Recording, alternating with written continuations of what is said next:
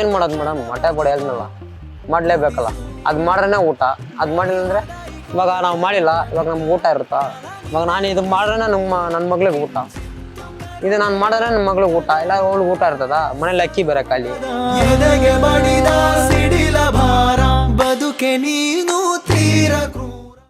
ನನ್ನ 3 ತಿಂಗಳ ಮಗು ಇರ್ಬೇಕಾದ್ರೆ ನಮ್ಮ ಅಮ್ಮ ಬಿಟ್ಬಿಟ್ಟು ಹೊಡೋಗ್ಬಿಟ್ರು.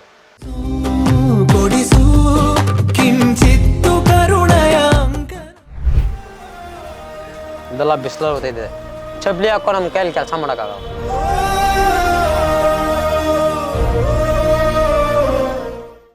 ನಮಸ್ಕಾರ, ಸ್ಪಿಟ್ಲೆಸ್ ಕರ್ನಾಟಕಕ್ಕೆ ಸ್ವಾಗತ. ನಾನು ಅಕ್ಷತಾ. ನಾವಿವತ್ತು ಯಶವಂತಪುರ ಮಾರ್ಕೆಟಲ್ಲಿ ಇದ್ದೀವಿ. ನಾವೆಲ್ಲರೂ ನೋಡಿರ್ತೀವಿ, ಒಂದಷ್ಟು ಜನ ಚೀಲ ಹೊತ್ಕೊಂಡು ಮಾರ್ಕೆಟಲ್ಲಿ ಏನೋ ಅಂಗಡಿಗಳಿಗೆ ತೊಗೊಂಡೋಗಿ ಹಾಕ್ತಿರ್ತಾರೆ. ಬಟ್ ನಮ್ಗೆ ಯಾರಿಗೂ ಗೊತ್ತಿಲ್ಲ ಒಂದು ಚೀಲಕ್ಕೆ ಅವ್ರಿಗೆ ಎಷ್ಟು ರೂಪಾಯಿ ಸಿಗುತ್ತೆ ಅಂತನೋ, ಅದ್ರ ಜೊತೆಗೆ ಅವ್ರ ಜೀವನ ಯಾವ ಥರ ಇರುತ್ತೆ ಅಂತ ನಮ್ಗೆ ಯಾರಿಗೂ ಕೂಡ ಗೊತ್ತಿರಲ್ಲ. ನಾನಿವತ್ತು ಯಶವಂತಪುರ ಮಾರ್ಕೆಟಲ್ಲಿ ಇದ್ದೀನಿ. ಬನ್ನಿ ಅವ್ರನ್ನ ಮಾತಾಡಿಸ್ತೀನಿ. ನಿಮಗೆ 14 ವಯಸ್ಸಿರೋದ್ರಿಂದನೂ ನೀವು ಕೆಲಸ ಮಾಡ್ತಾ ಇದ್ದೀನಿ. Yes madam. ಇವಾಗ ಹೇಗಿದೆ? ಅವಾಗ ನೀವು 14 ವಯಸ್ಸಿಗೆ ಬಂದ್ರಲ್ಲ, ಅವಾಗ ಎಷ್ಟು ಸಿಗ್ತಾ ಇತ್ತು ನಿಮ್ಗೆ? ನಮಗೆ ಆವಾಗ 14 ವಯಸ್ಸಿಂದ ನಾನು ಸ್ಕೂಲ್ಗೆ ಹೋಗ್ತಾಯಿದ್ದೆ. ನನಗೆ ಸ್ಕೂಲ್ಗೆ ಹೋಗ್ತಾಯಿದ್ದೆ 14 ವಯಸ್ಸಿಗೆ ನಾನು ಸ್ಕೂಲ್ಗೆ ಹೋಗ್ತಾಯಿದ್ದೆ, ಓದ್ತಾಯಿದ್ದೆ, 7th ಸ್ಟ್ಯಾಂಡರ್ಡ್ ಓದ್ತಾಯಿದ್ದೆ. ನನಗೆ ಓದೋಕ್ಕೆ ನಮ್ಮ ಅಪ್ಪ ಎಲ್ಲ ತಿರ್ಕೊಂಬಿಟ್ರು. ನನ್ನ ಬೆಳೆಸಿದ್ದು ಬಂದು ನಮ್ಮ ದೊಡ್ಡಮ್ಮಂದಿರು. ಅವರಿಗೆ ಅವ್ರ ಫ್ಯಾಮಿಲಿ ನೋಡೋದೆ ಅವ್ರ ಕಷ್ಟ ಆಯಿತು. ನಾನು ಒಂಥರ ಚೀಪ್ ಮೆಂಟಲಿನ ಥರ ಡಿಲೇಟ್ ಮಾಡೋದು, ಒಂಥರ ಅವ್ರದ್ದಂಥ ಒಂದು ಗೌರವ, ನಾನು ಯಾರೋ, ನಾನು ಅವ್ರ ಅಕ್ಕ ತಂಗಿ ಮಗನೇ, ನನ್ನನ್ನು ಒಂಥರ ನೋಡೋದು, ಅವ್ರ ಮಕ್ಕಳನ್ನ ಒಂಥರ. ನನಗೆ ಅದೇ ಮೆಂಟಲಿ ಹಿಡ್ದು ನಾನು ಮನೆ ಬಿಟ್ಟು ಓಡ್ಬಂದ್ಬಿಟ್ಟೆ. 14 ವಯಸ್ಸಿಗೆ ನನಗೆ ನಮ್ದು ಇದೇ ಊರೇ, ಬೆಂಗಳೂರೇ ಹುಟ್ಟು ಬೆಳೆದಿದ್ದಲ್ಲ ಇದೇ ಊರೇ. ನಮ್ಮದು ಬಂದು ತಮಿಳ್ನಾಡು. ನಾನು ಯಾರು ಕೇಳಿದ್ರು ನಾನು ಹುಟ್ಟಿ ಬೆಳೆದಿದ್ದಲ್ಲ ಕರ್ನಾಟಕನೇ. ನನ್ನ ತಾಯಿ ಊರೇ ಇದೆ, ನನ್ನ ತಾಯಿ ಊರೇ ಇದೆ. ನಾನು ಈ ಊರು ಬಿಟ್ರೆ ನಾನು ಸತ್ರು ಮಣ್ಣಾಗೋದು ಇಲ್ಲೇ, ಬದುಕರು ಇಲ್ಲೇ, ಮದುವೆ ಆದರೂ ಇಲ್ಲೇ, ಮಣ್ಣಾದರೂ ಇಲ್ಲೇ, ಬೇರೆ ನಾನು ಊರಿಗೆ ಬರೋಲ್ಲ ಅಷ್ಟೇ ಅಂತ 14 ವಯಸ್ಸಿಂದ ನಾನು ಮೂಟೆ ಹೊರ್ತಾಯಿದ್ದೀನಿ. 14 ವಯಸ್ಸಿಗೆ ನಾನು ಮೂಟೆಗೆ ಬರ್ಬೇಕಾರೆ 14 ವಯಸ್ಸಿಗೆ ಬಂದಾಗ ಮೈದಾ ಗಾಡಿಗೆ ಅನ್ಲೋಡಕ್ಕೆ ಬಂದೆ. ನನಗೆ 20 ರೂಪಾಯಿ ಕೊಡೋರು ಡೈಲಿ, 20 ರೂಪಾಯಿ ಡೈಲಿ ಕೊಡೋರು. 20 ರೂಪಾಯಿಗೆ ಡೈಲಿ ಒಂದು ಮೈದಾ ಗಾಡಿ ಖಾಲಿ ಮಾಡ್ತೀವಿ. ಒಂದು ಟೈಮ್ ಊಟ ಕೊಡ್ಸೋರು, 20 ರೂಪಾಯಿ ಡೈಲಿ ಒಂದು ಮೈದಾ ಗಾಡಿ ಖಾಲಿ ಮಾಡ್ತೀವಿ. ಒಂದು ಕ್ಯಾಂಟ್ರ್ ಫುಲ್ಲು ಬರೋದು, ಒಂದು 300 ಚೀಲ ಬರೋದು, ಒಂದು 200-250 ಚೀಲ ಕ್ಯಾಂಟ್ರಲ್ಲಿ ಬರೋದು. ಇದು 201 ಅದರಲ್ಲಿ ಖಾಲಿ ಮಾಡ್ತಿದ್ದೆ. 20 ರೂಪಾಯಿ ಕೊಡೋರು.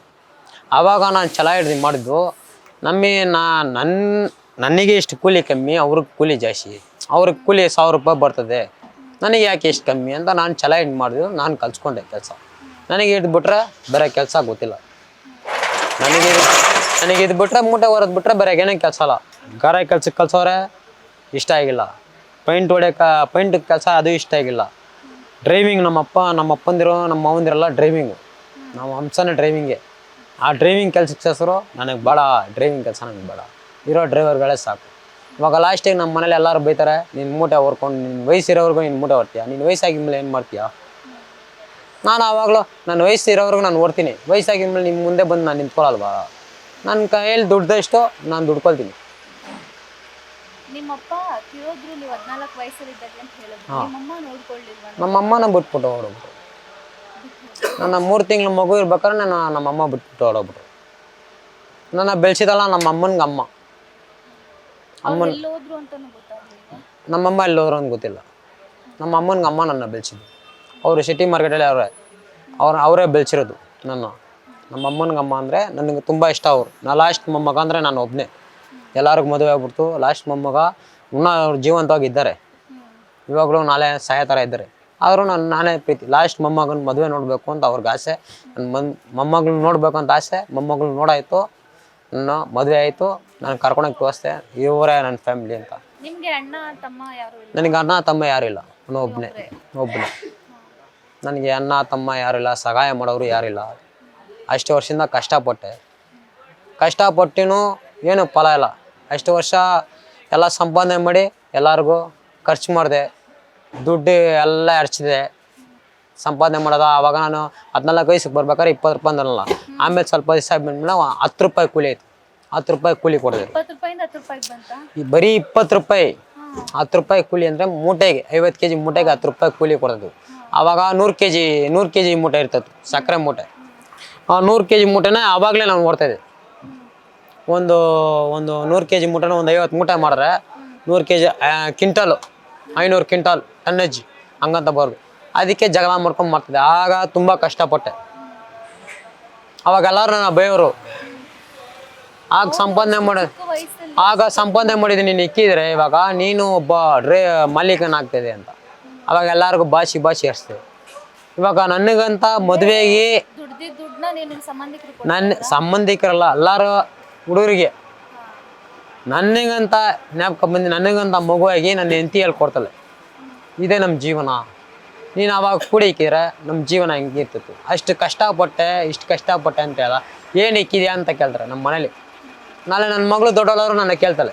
ಇವಾಗ ಅವಳಕ್ಕೋಸ್ಕರ ನಾನು ಓದಾಡ್ತಾಯಿದ್ದೀನಿ. ನಾನು ನಮ್ಮ ಅಪ್ಪನ ಹತ್ರ ಕೇಳ್ದಂಗೆ ನನ್ನ ಮಗಳು ನಾನು ಬಂದು ಕೇಳಬಾರ್ದು, ನನ್ನ ಕೇಳಬಾರ್ದು ಏನು ಸೇರಿ ಸಿಕ್ಕಿದೆ ಅಂತ. ಅವ್ರಿಗೋಸ್ಕರ ಕಷ್ಟಪಡ್ತಾಯಿದ್ದೀನಿ. 14 ವರ್ಷಕ್ಕೆ ನಿಮ್ಮ ಅಪ್ಪ ಅಂತ ಹೇಳಿದ್ರಿ, ನಿಮ್ಮ ಅಮ್ಮನೂ ಇಲ್ಲ ಅಂತ ಇಲ್ಲ. ಬಟ್ 14 ವರ್ಷಕ್ಕೆ ಮಾರ್ಕೆಟ್ಗೆ ಬಂದು ನೀವು ಇಲ್ಲಿ ಸರ್ವೈವ್ ಆಗಿ ಅಷ್ಟು ದೊಡ್ಡ ಮೂಟೆ, ಅಷ್ಟು ಕೆಜಿ ಮೂಟೆನ ಹೇಗೆ ಹೊತ್ರಿ ನೀವು ಅಂತ? ಏನು ಮಾಡೋದು ಮೇಡಮ್, ನಮ್ಮ ಹೊಟ್ಟೆ ಜೀವನ ಹೊರಲೇಬೇಕಲ್ಲ. ಇದು ಒತ್ತರನೇ ನಮ್ಮ ಮುಂದೆ ಸಾಗೋದು. ಇದು ಕೆಲಸ ಮಾಡಿದ್ರೆ ಸಾಗೋದು. ಇದು ಹಿಂದೆ ತಗೋಕ ನಮ್ಗೆ ಗೊತ್ತಿರೋದು ಇದೇ ಕೆಲಸ. ಇನ್ನು ತಗೊಳಕ ಈ ಕೆಲಸ ಬಿಟ್ಟು ಬೇರೆ ಕೆಲಸಕ್ಕೆ ನಾವು ಹೋಗಕ್ಕೆ ಗೊತ್ತಿಲ್ಲ. ಬೇರೆ ಕೆಲಸನೂ ಆಗಲ್ಲ. ಇವಾಗ ಅಲ್ಲಿಗೆ ಮೇಲೆ ಹತ್ತೀವಿ, ಕಾಲಲ್ಲಿ ಚಪ್ಪಲಿ ಇಲ್ದೆ ಹತ್ತೀವಿ. ಬಿಸಿಲು ಅಲ್ಲಿಂದ ತಗೊಂಬಂದು ಇಲ್ಲಿ ಹಾಕ್ತೀವಿ. ಕೊಡ್ತಾರೆ 10 ರೂಪಾಯಿ ಕೊಡ್ತಾರೆ ಮೂಟೆಗೆ. ಒಂದು ಮೂಟೆಗೆ 10 ರೂಪಾಯಿ ಕೊಡ್ತೀನಿ. ತೂಕ ಮಾಡಿ ಬಿಸಿಲು ತೂಕ ಮಾಡಿ ಕಷ್ಟಪಟ್ಟು ತಗೊಂಬಂದು ಹಾಕ್ತೀವಿ. 10 ರೂಪಾಯಿ ಕೊಡ್ತಾರೆ ಅಂತಾರೆ. ಇದನ್ನ ಒಂದು 200 ರೂಪಾಯಿ ಬರ್ತೇವೆ ಕೆಲಸ. ಇದನ್ನ ನಂಬ್ಕೊಂಡಿದ್ದೀವಿ. ಕೆಲಸನೇ ಇಲ್ಲ ನಮಗೆ. ಇವತ್ತು ಒಂದು ದಿವಸ ಇರುತ್ತೆ, ನಾಳೆ ಕೆಲಸ ಇರುತ್ತೆ, ಕೆಲಸ ಇರಲ್ಲ. ಇದನ್ನೇ ನಾವು ನಂಬ್ಕೊಂಡಿರೋದು. ಇವಾಗ ಕೆಲಸನೇ ಇಲ್ಲ. ಫೈನಾನ್ಸ್ ತಗೋಬೇಕು, ಫೈನಾನ್ಸ್ ಕಟ್ಟಬೇಕು. ಎಲ್ಲರಿಗೂ ಫೈನಾನ್ಸ್ ಕಟ್ಟಲಿಲ್ಲ ನಮ್ಮ ಮನೆ ಮುಂದೆ ಬಂದು ನಿಂತ್ಕೊಳ್ತಾರೆ. ಮನೆ ಮುಂದೆ ಬಂದು ನಿಂತ್ಕೊಂಡ್ರೆ ನಾಚಿಕೆ ಅಲ್ವಾ? ಅವಾಗ ನಮ್ಮ ಮಿಸ್ಸಸ್ಸಿಗೆ ಕೇಳ್ತಾರೆ, ಗಂಡಸದಾಗಿ ನೀನು ಏನು ಸಾಧಿಸ್ತೆ ಅಂತ. ಅದಕ್ಕೆ ನಾನು ಏನಿದ್ರು ನಾನು ಕೊಡ್ತೀನಪ್ಪ, ನಮ್ಮ ಮನೆ ಹತ್ರ ಎಲ್ಲ ಬರ್ಬೇಡಿ. ಇವಾಗ ಎತ್ಕೊಂಡೋಗ್ತೀನಿ. ಇವಾಗಲೇ ನೀವು ನೋಡಿದ್ರಲ್ಲ, ಎತ್ಕೊಂಡೋಗ್ತೀನಿ, ಮೂಟನಲ್ಲ ಎತ್ಕೊಂಡೋಗ್ತೀನಿ. ಬಿಸಿಲು, ಕಾಲಲ್ಲಿ ಚಪ್ಪಲಿ ಇಲ್ಲ, ಏನಿಲ್ಲ. ಬಿಸಿಲು ಅಲ್ಲಿಂದ ಹೊತ್ಕೊಂಬರ್ಬೇಕು. ಹೊತ್ಕೊಂಬಂದ್ರೆ ಒಂದು 200 ರೂಪಾಯಿ ಸಿಗ್ತದೆ. ಇನ್ನೊಬ್ರು ಬೇರೆ ಜೊತೆಗೆ ಆಗೋರೆ, ಅವ್ರಿಗೊಂದು 100 ರೂಪಾಯಿ ಆಗುತ್ತೆ, ನನಗೊಂದು 100 ರೂಪಾಯಿ ಆಗುತ್ತೆ. ಏನೋ ನಮ್ಮ ಹೊಟ್ಟೆ ಪಡ ನಡೀತದೆ. ಕೆಲಸ ಇಲ್ದಿದ್ದ ಟೈಮ್ಗೆ ಹೊಟ್ಟೆ ಪಡೆಗೆ ನಡೀತದೆ ನಮಗೆ. ಈಗ ಅಟ್ಲೀಸ್ಟ್ ನಿಮ್ಗೆ 28 ವಯಸ್ಸು ಅಂತ ಹೇಳಿದ್ರಿ, ಮಗಳು ಇದ್ದಾಳೆ ಅಲ್ವಾ? ಇದು ಬಿಟ್ಟು ಬೇರೆ ಏನಾದ್ರು ಮಾಡ್ಬೋದಿತ್ತಲ್ವಾ? ಇಷ್ಟು ಬಿಸಿಲಲ್ಲಿ ಅಷ್ಟು ತೂಕ ಏನ್ ಮೇಡಮ್, ಅದೇ ಓಪನ್ ಆಗಿಲ್ಲ. ನಮ್ಗೆ ಗೊತ್ತಿರೋದೇ ಇದೇ ಜೀವನ. ಒಬ್ರು ಮಗಳು ಬೇರೆ ಇದ್ದಾರೆ, ಹೆಚ್ಚು ಕಡಿಮೆ ಆಯ್ತು ಅಂತ ಅವ್ರಿಗೂ ನಮಗೆ ಡ್ರೈವಿಂಗ್ ಕೆಲಸ ಬರುತ್ತೆ ಮೇಡಮ್. ನನಗೆ ಡ್ರೈವಿಂಗ್ ಕೆಲಸ ಮಾಡ್ತೀನಿ, ನಾನು ಆಟೋ ಓಡಿಸ್ತೀನಿ. ನಂಬ್ಕೊಂಡು ಆಟೋ ಕೊಡೋರು ಯಾರಿಲ್ಲ.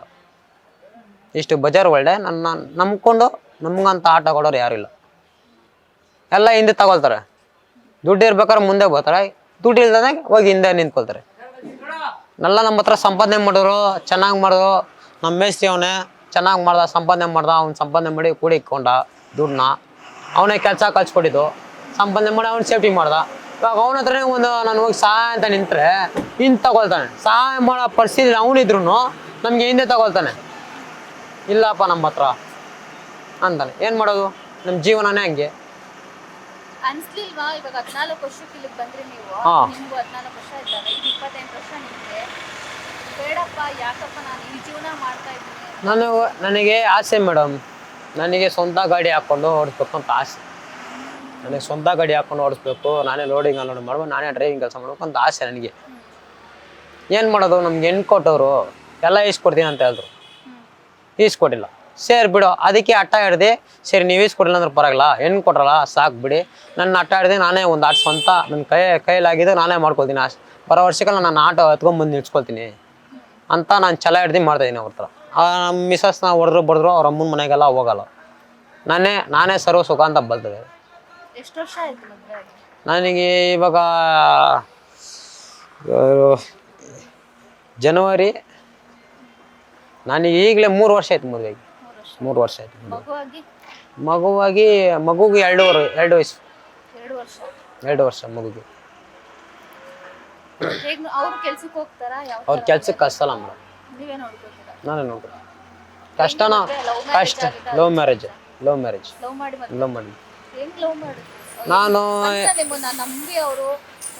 ನಾನು ಮೂಟೆ ಓಡ್ತೀನಿ ಅಂತಲ್ಲ ಮೇಡಮ್, ಅವ್ರಿಗೆ ಗೊತ್ತು. ಅವ್ರ ಫ್ಯಾಮಿಲಿನೂ ಮೂಟೆ ಹೊರೋ ಕೆಲಸನೇ ಫ್ಯಾಮಿಲಿ. ಅವ್ರ ಅಮ್ಮ ಜರಡೆ ಹಾಕೊಂಡು ಕ್ಲೀನ್ ಮಾಡೋರು.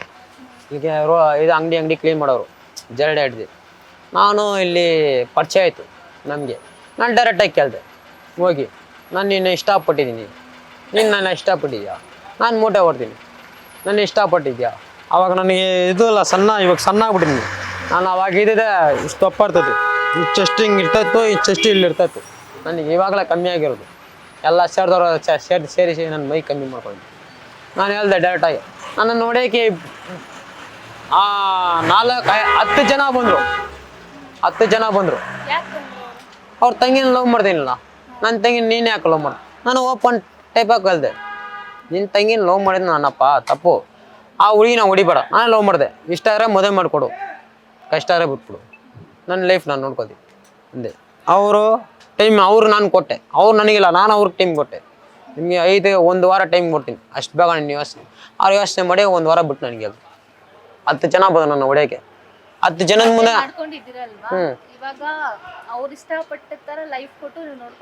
ಅವ್ರು ಇಷ್ಟಪಟ್ಟಿರ್ತಾರನೇ ಮೇಡಮ್ ಇಟ್ಕೊಂಡಿದ್ದೀನಿ. ನಾನು ಏನಂತ ಮನಸ್ಸಲ್ಲಿರೋದು, ನಾನು ಹೆಂಗೆ ಇಕ್ಕೋಬೇಕು ಅಂತ ಇದೀನೋ ಹಂಗೆ ಇಕ್ಕೊಂಡಿದ್ದೀನಿ. ಅವ್ರ ಮನಸ್ಸಲ್ಲೇನು, ಆದರೆ ನನ್ನ ಮನಸ್ಸಲ್ಲಿ ಅವ್ರಿಗೇನು ಕಷ್ಟ ಕೊಡ್ಬಾರ್ದು, ಏನು ತೊಂದರೆ ಕೊಡಬಾರ್ದು. ತೊಂದರೆ ಕೊಡ್ದಿದೆ ಇಕ್ಕೋಬೇಕು. ಒಂದೊಂದು ಟೈಮ್ ಕೋಪ ಆಗುತ್ತೆ, ಹೊಡಿತೀನಿ. ಕೋಪ ಹಾಕ್ರೂ ಹೊಡಿತೀನಿ, ತಿರ್ಗಾ ನಾನೇ ಹೋಗಿ ಮುದ್ದು ಮಾಡ್ತೀನಿ. ಹಿಂಗಮ್ಮ ಜೀವನ ಹಿಂಗೆ ಮಾಡಿ ನಾನೇ ಮುಂದೆ ಮಾಡ್ತೀನಿ, ನಾನೇ ಹೊಡಿತೀನಿ. ಅವಳು ಓಪನ್ ಆಗಿ ಹೇಳ್ದು, ನನಗೆ ಅಪ್ಪ ನೀನೇ, ಅಮ್ಮನೂ ನೀನೇ, ಎಲ್ಲ ನೀನೇ ನನಗೆ. ಓಪನ್ ಆಗಿ ಹೇಳ್ಬಿಟ್ಟು ನಾನು ಹೆಂಡ್ತಿ. ಇವಾಗ ಮೂಟೆ ಹೊತ್ತು ಏನೋ ಮೂಟೆಗೆ 10 ರೂಪಾಯಿ ಸಿಗ್ತಾ ಇದೆ, ಇವಾಗ ಜೀವನ ಮಾಡ್ತಾ ಇದ್ದೀರಾ. ಇನ್ನು ಮುಂದೆ ಮಗಳು ಜೀವನ ಯಾವ ತರ ರೂಪಿಸ್ಬೇಕು ಅಂತ ಇದ್ದೀರಾ? ಅವ್ರವ್ರ ಜೀವನ ಅವ್ರವ್ರ ಕೈಲಿ ಮೇಡಮ್.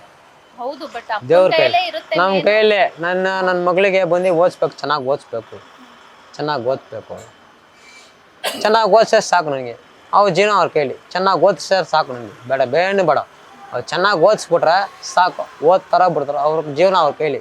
ಇವಾಗ ನನ್ನ ಹೆಂಡತಿಗೆ ಅದೇ ಹೇಳೋದು, ನಾವು ಓದಿಲ್ಲ, ನಮ್ಮ ಮಗಳನ್ನ ಓದಿಸೋಣ ಅಷ್ಟೇ. ನಮ್ಮ ಮಗಳನ್ನ ಓದಿಸೋಣ, ಅವ್ರ ಜೀವನ ಅವ್ರ ಕೈಲಿ. ಅವ್ರು ಏನು ಮಾಡ್ತಾರೋ ಅವ್ರ ಜೀವನ ಅವ್ರ ಕೈಲಿ. ನೈಟ್ ಮಾಡ್ತೀವಿ ಮೇಡಮ್, ನೈಟ್ ಮಾಡ್ತೀವಿ. 2 ಗಂಟೆ ನಮ್ಮದು ಅಮ್ಮಮ್ಮ ಅಂದರೆ 1 ಗಂಟೆಗೆ ಬರ್ತಾರೆ ಮೇಡಮ್ ಡ್ರೈವರ್ಗಳು, ಗಾಡಿ ಹೊಡ್ಕೊಂಡು ನೈಟೆಲ್ಲ. ಈ ನಮ್ದೆಲ್ಲ ಬರೋದು ಈ ದೂರದಿಂದ, ಈ ದುರ್ಗ, ಕೊಪ್ಪಳ ಹಂಗಿಂದ ಬರೋದು, ಈರುಳ್ಳಿ ಮುಟ್ಟೆ, ಇಲ್ಲ ಮಹಾರಾಷ್ಟ್ರದಿಂದ ಬರೋದು. ಏನು ಮಾಡೋದು ಮೇಡಮ್, ಮೊಟ್ಟೆ ಪಡೆ ಹೇಳ್ದನಲ್ಲ, ಮಾಡಲೇಬೇಕಲ್ಲ. ಅದು ಮಾಡ್ರೇ ಊಟ, ಅದು ಮಾಡಿಲ್ಲ ಅಂದರೆ ಇವಾಗ ನಾವು ಮಾಡಿಲ್ಲ, ಇವಾಗ ನಮ್ಗೆ ಊಟ ಇರುತ್ತಾ? ಇವಾಗ ನಾನು ಇದು ಮಾಡ್ರೇ ನನ್ನ ಮಗಳಿಗೆ ಊಟ, ಇದು ನಾನು ಮಾಡಿದ್ರೆ ನನ್ನ ಮಗಳಿಗೆ ಊಟ, ಇಲ್ಲ ಅವಳಿಗೆ ಊಟ ಇರ್ತದ? ಮನೇಲಿ ಅಕ್ಕಿ ಬೇರೆ ಖಾಲಿ. ಇವಾಗ ನಾನು ಇದನ್ನು ತಗೊಂಡೋಗಿ ಕೊಟ್ರೆ ಮನೇಲಿ ಏನೋ ಕಾಸು ಸಿಕ್ಕಿ ಏನೋ ಒಂದು ಮಾಡ್ತಾ ಅಕ್ಕಿ ಕಿತ್ತ.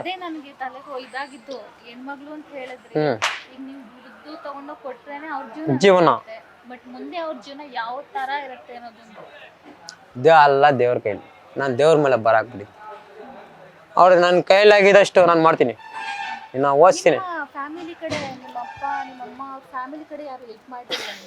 ನಮ್ಮ ಅಪ್ಪ ಅಮ್ಮನ ಕಡೆ ಐತೆ ಮೇಡಮ್. ನಮ್ಮ ಅಪ್ಪನ ಕಡೆ ಐತೆ. ನಾನು ನಮ್ಮ ಅಪ್ಪ ಮಂದಿ 2ನೇ ಮದುವೆ ಮಾಡ್ಕೊಂಡ್ರು. ನಮ್ಮ ಅಪ್ಪ ಮಂದಿ ಇಲ್ಲೇ ಬಾಬೂಜಿ ನಗರಲ್ಲೇ ಇರೋದು. ನಮ್ಮ ಅಪ್ಪ ಈ ರೀಸೆಂಟಾಗಿ ತಿರ್ಕೊಂಡ್ರು. ನನ್ನ ಕರೆದ್ರು, ಆಸ್ತಿ ಐತೆ, ನಮ್ಮ ತಾತಂದು ಐತೆ ಆಸ್ತಿ, ಮನೆ ಒಂದು ಸೈಟ್ ಐತೆ. ನಮ್ಮ ಚಿಕ್ಕಪ್ಪಂದಿರೋ ಬಂದ್ಬಿಟ್ಟು ಕೇಳಿದ್ದಕ್ಕೆ, ನಿಮ್ಮ ಅಪ್ಪನಿಗೆ ಖರ್ಚು ಮಾಡಿದ್ದು ದುಡ್ಡು ಕೊಡು. ಇವಾಗ ಹೆಂಗೆ ಗೊತ್ತಾಯ್ತಾ, ಇವಾಗ ನನ್ನ 3 ತಿಂಗಳ ಮಗಲ್ಲಿ ಬಿಟ್ಟು ಓಡೋಗ್ಬಿಟ್ರು.